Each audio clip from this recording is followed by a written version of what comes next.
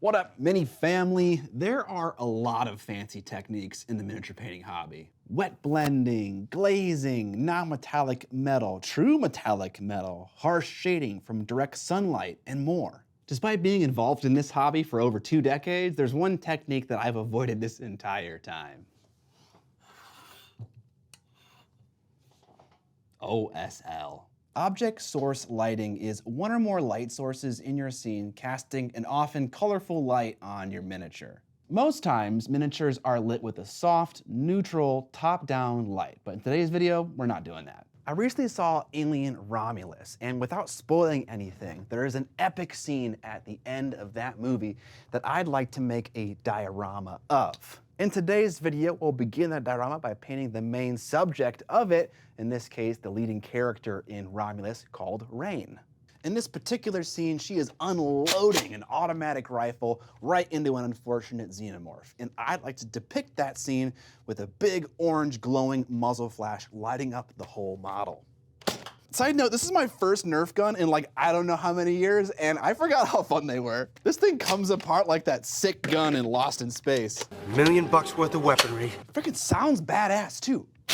Listen to that, what the heck? What are they doing over there in Nerf? We gotta calm down, Scott. We got minis to paint. Now, I've dabbled with OSL before. Sometimes it's a small effect, other times I just blast the model with my airbrush, or I try something else and it doesn't look very good. I've never really given the technique the time of day. The reason for that is because OSL is really many skills wrapped up in one. You need to understand how light works, which means understanding that light interacts differently with different materials, or how a colorful light is not only color, but also brightness, or how a light affects different colored objects on your miniature, or how light can be both harsh and diffuse, or how your situation changes when you include an ambient light that's bright or dark, and I could go on for a lot longer. And we haven't even begun to talk about technique, and that isn't even all of the theory. You want to talk about Terminator shadows, core shadows, angle of incidence? No, because that's physics. And physics reminds me of college, and college makes me want to die. Admittedly, at some point down the road, I'm probably gonna make some ultra nerdy video called something ridiculous like the ultimate guide to OSL when I have this fully figured out. But for now, you get this. OSL is a composite skill, like NMM. And the only way that I know how to learn something like that is to repeatedly bash my head into it until I can't suffer the pain anymore and figure out a better way to do it. So let's do that. The model I'm painting in today's video was provided by Skullforge Miniatures, not a sponsor. He's just an awesome third-party STL provider and sculptor. He has a whole set of Romulus-inspired miniatures if you want to check them out. I'll link them below. As per usual, the first step for this miniature is a bit of cleanup. I cut away some remnant support and support tips and also filled in a hole or two. To get a good handle on the miniature, I bent a piece of paperclip, stuck it into some cork, and then glued the paperclip to the bottom of the miniature. I'm starting with an undercoat of navy blue. The color palette of Alien Romulus is heavily influenced by the lights on the derelict space station in the movie. There's tons of warm colors, especially orange LEDs. I'm trying to contrast the hue of that with my undercoat here. Unfortunately, the paint I used for my undercoat was a little bit too satin, and so I just used another color from a different range that is flatter. For your initial base coats, it helps to start from a flat base coat. The future layers tend to stick down a lot better. I'm gonna start by blocking in my main colors. To begin with, military green for the shirt. What I'm thinking about right now is where the bright flash of light will be. Instead of painting this figure top down like I've done hundreds of times, I'm basically painting it bottom up, sort of. I'm trying to make the layers of highlights harsher due to how close and how bright the muzzle flash is, but it is hard. Next, I mixed in some off-white yellow into that same military green to get some OSL highlights. I want the part of the model that's lit by the muzzle flash to be warm and the rest of the model to be a little bit colder. To further enunciate that OSL effect, I jump right up to pure off-white yellow. I could take my time and layer up slowly, but the honest fact is that I am not super confident with what I'm doing. I'd rather figure out earlier rather than later that the ideas that I'm trying to employ on the model are working or not working. I know I can get paint to look smooth, but I don't know if I can get paint to look convincingly like it's coming from an object on the scene. So I'm gonna first focus on that, and then worry about smoothness later. Also, don't let the magic of editing discourage you. There was a lot of back and forth at this stage trying to get all the shapes looking somewhat correct. With some idea forming on the green t-shirt, I moved on to the pants. Just like with the shirt, I mixed in that same yellow into the navy blue of the pants to begin to get my OSL highlight.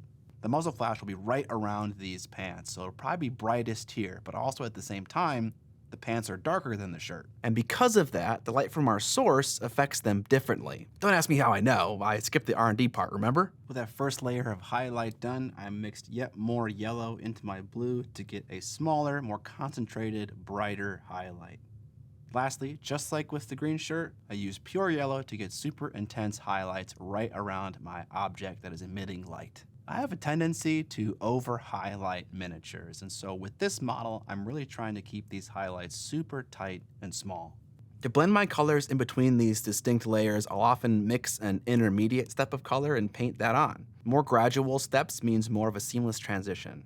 I also do a bit of wet blending as well to get faster results, and when I need something more gradual, I'll resort to glazing. Let's take a break from pretending I know how to do OSL on this Mini to thank this video's sponsor. We do a lot of sitting for our hobby, and the chair that I use is from my freshman days of high school, not college. This relic is over 15 years old, and I think it's time for a change. Sihoo, the sponsor of this video, sent me one of their Doro S100 ergonomic chairs to replace Old Faithful. I don't think I need to tell you how important having good posture is for long sessions of miniature painting. As an early 30s aging hobbyist, now's the time where I actually start to be concerned with my back. But not old enough to play historical war games. That comes later. Luckily, Sihoo's chair might be able to help with that. The Doro S100 features dual dynamic lumbar support. The 2 pads and 4 springs behind those pads allow the chair to support your lower back no matter what the shape and size of your body is. Better yet, the lumbar support is separate from the backrest, so whether you're 5 foot or 6'1" like myself, you can adjust the height of the backrest to support your shoulders, neck, and head while keeping the lumbar support in the right spot. Side note, why do you guys think I'm so short? The #1 comment I get whenever I meet someone at a live show is about how they're surprised about how tall I am. The Doro S100 also features a max recline angle of 135 degrees, so you can be a little comfy while you sit and stare at a miniature, trying to figure out what step of the model to tackle next. As if this amount of adjustment wasn't enough, you also have 5 centimeter of seat depth adjustment to, again, accommodate for all body types. For one last bit of accommodation, the Doro S100 armrests can adjust up and down, back and forth, and inward and outward. Sihoo supports their products with a 3-year warranty and online customer support, so if your chair is starting to look like Old Faithful over here, give them a call. Sihoo has provided an exclusive discount for fans of the Miniac channel, and you can find out more details in the description below. Time to take my old chair out to pasture. Now, back to the video.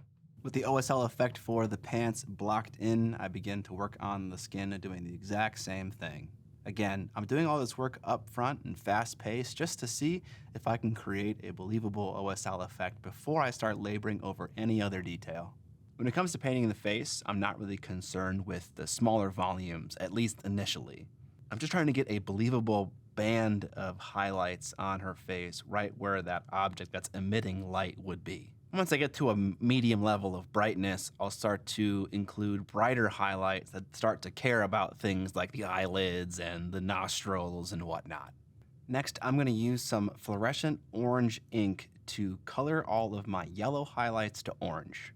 A great question at this point is, why not just use orange paint instead of yellow in the first place? To back up a bit, we picked a blue base layer because it contrasts the orange of our OSL effect nicely. However, because of that contrast, it's really hard to work orange into blue and also a colder green color as well. What I discovered while doing hot pink candle OSL on my Cawdor gang for Necromunda was that if you wanted to go from something like green to pink, which is again another contrasting color pair, having an intermediate color in between that you then glaze on top of, either with an airbrush or a paintbrush, makes the process a lot simpler. Instead of getting muddy colors in between green and hot pink, or in this case, dark blue and orange, we can use yellow. That mixes a lot better with blue, and then just apply a filter over top of it.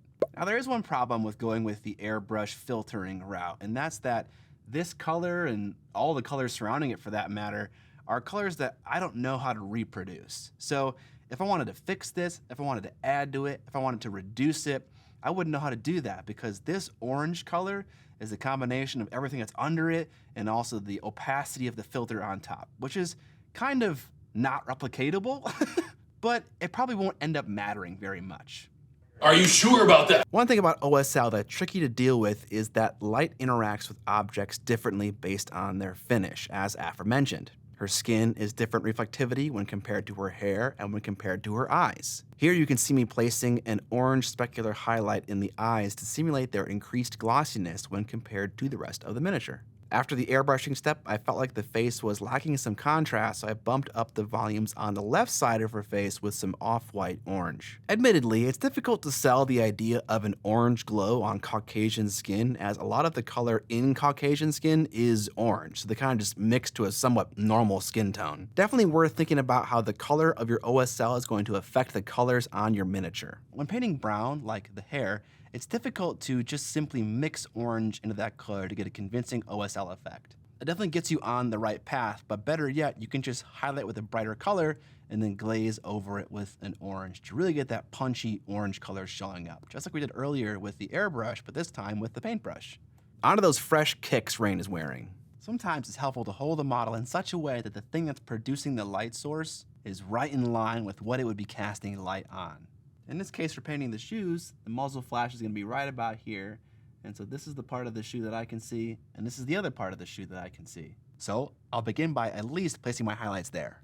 I decided to repaint the shoes because they were looking too similar to the pants. Ultimately, the pants are more of a dark black color, and the shoes are more of a white color. And I thought I could get to both of those places by starting from navy blue. But instead of starting from navy blue, I think I'll mix a little bit of blue into my gray. So it's still cold, but it looks different than the pants. With the gradient on the high tops looking okay, I start to carve in some of those details so I get a better idea of what this gradient actually looks like when it's broken up. It was looking pretty okay, so I went ahead and started to add some individual highlights to some of these smaller parts of the shoes to really bump it up before spraying it in fluorescent orange ink. Sadly, the problem with the shoes wasn't the only issue I had to fix. Here's that airbrushing color matching problem rearing its ugly head. I tried to adjust the pants on the model and it just ended up looking like trash, and so I ended up repainting her whole left leg to redo that airbrushing effect, this time getting a really nice finished result so that when I airbrush it, it just looks like what it's supposed to pretty much look like almost entirely. I liked my second attempt so much more than my first attempt on the left leg that I ended up even redoing the right leg as well. With my undercoat, I guess you could say, all completely done, I prayed to the hobby gods, and I doused my model in fluorescent orange ink again. Honestly, this is the easiest part of the paint job. All of the hard work of trying to understand how light would work based on the material, based on the intensity of the light, where it is, how small it is, all of its physical properties, has already been done. It's time to sit back and just see if your ideas were right or wrong, kind of. I did put a little bit of varnish into my ink just to avoid the super high glossy finish that often comes with using inks. One very important thing to note if you're going to follow this process is that you must use an ink that's transparent or semi-transparent. That's how we're able to maintain the contrast of the undercoat while still taking on the color of the ink. If you were to use an opaque ink, you'd be a very, very sad hobbyist. All right, now it's finally time to address the actual object that is casting light on my entire scene, which is, again, a muzzle flash. I printed out a bunch of different sizes of muzzle flashes just to see what would work best, and I ended up going with the smallest one. Now, I want an actual projectile to be coming out of this muzzle flash, so I'm going to prepare the print for a little bit of a modification. To start, I'm going to file the bottom to a nice flat surface. This is so I can drill a hole right through the muzzle flash. If I were smart, I would have just done this digitally in my slicer, but I forgot. With the pilot hole started with my X-Acto knife and the world's tiniest drill bit, I slowly and meticulously try to drill straight through the middle of this thing. Let's see how it goes. I don't even know how I could be that off. All right, we're gonna print it with a hole in it because this is gonna be impossible. For the actual projectile itself, I stole some of my wife's sewing needles, don't tell. Not only are they super narrow, but they also can definitely hold the weight of a resin model. I have big plans for this miniature in a diorama in the future, and to make her appear as though she's floating, I want to attach this projectile to somewhere else in the scene. And here's the newly printed muzzle flash with a hole in it that is perfectly sized and straight. To fasten it in place, I just used some super glue thin. After my white undercoat was nice and opaque, I first started with a little bit of yellow ink airbrushing right toward where the gun is. I then followed that up with some red ink right at the tip of the muzzle flash. And then lastly, I busted out that orange fluorescent ink that I've been using the entire project and linked up the yellow and the red. I don't mind getting overlap onto the red and yellow at this point because I want the predominant color to be orange. Now, a muzzle flash isn't exactly like fire. Most pictured flashes you see are just one bright pop of color. But in the interest of making this more interesting, I decided to paint the deepest portions of the muzzle flash with a bright white color, just to make it feel like the inner core of this thing is the hottest. I also painted on more of that orange fluorescent ink onto the outermost parts of the muzzle flash that are closest to the gun. With the muzzle flash looking good, it's time to attach it to the Mini. I thought I might have been able to drill a hole in one of the gun barrels, but it turns out they're too small. So I cleaned up the face of the gun, marked a hole with an X-Acto knife, and then started to drill a hole to pin in my muzzle flash. Should I have done this before I painted the model? Absolutely. Is this a result of flying by the seat of your pants? Definitely. With a hole drilled, I glued in this somewhat ridiculous muzzle flash, and I was pretty happy with it. Oh my God, I love it. I love it. And that wraps up the first part of this project. Here's the finished model, and I'm pretty happy with it. Going with just my gut feeling worked out okay. This isn't meant to be a tutorial on how to do OSL, but rather one hobbyist struggle to tame the beast. It's difficult to balance so many things. I want to draw attention to the face, but in this case, the face is pretty far from the source of light, so I can either have a more subdued face or I can make it look kind of unrealistic. I'm not sure I'd do the airbrush strategy again, at least not how I employed it on this miniature. When I paint, I rely heavily on corrections, as I'm sure a lot of people do, and not having a known color to build on top of really made that difficult. A big reason I decided to do this diorama was because of my patrons. Every single month, my patrons vote on a subject that they want to see in a video. A previous one was Lord of the Rings, the next one will be Warhammer 40K, and this one was the Alien franchise. This is a new thing to my Patreon, and honestly, I kind of love it. If you want some say over what I paint in a future video, consider being a patron. Not only do you have that power, but you also get access to a behind-the-scenes post where I talk about what I do in a given week. You get early access to some of my videos, and you also get access to my Discord. I'm super looking forward to working on the rest of this Alien Romulus diorama. I have big plans for smoke and blinking LEDs and all sorts of things that I've never done before. It should be a lot of fun. If you like this channel and you want to support it, there are many ways to do that. I mentioned Patreon previously, but you can also check out Miniac.co where I sell all my merch and also some of my products. You can also pick up some of the products that I use, linked down in the description. Those are affiliate links, so I get a little extra kickback and no extra cost to you. Yeah, that's about it. Subscribe or die! And most importantly, don't forget to